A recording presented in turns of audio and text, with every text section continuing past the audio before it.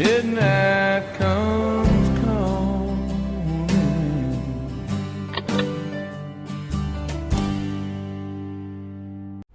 大家好，今次同大家畫呢李鄭屋村第一座，喺以前嘅李鄭屋村，同埋會畫木屋區。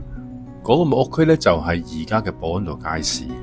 當時嘅李鄭屋村呢，就係 H 型嘅7層大廈。當時某啲嘅座數就會喺天台呢就有學校嘅。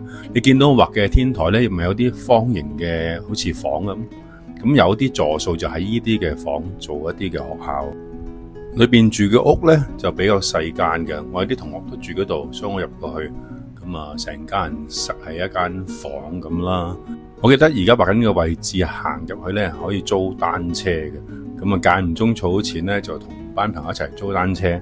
畫緊呢個係木屋區嚟嘅，而家就係保安道街市嘅，後面有山啊，好遠嘅。咁啊，我記得呢，山後面咁上下就有飛機會飛過㗎噃。李鄭屋村啊，地下嗰層我記得有啲鋪頭嘅。咁啊，呢一條街嘅有一間賣豉油嘅，我記得。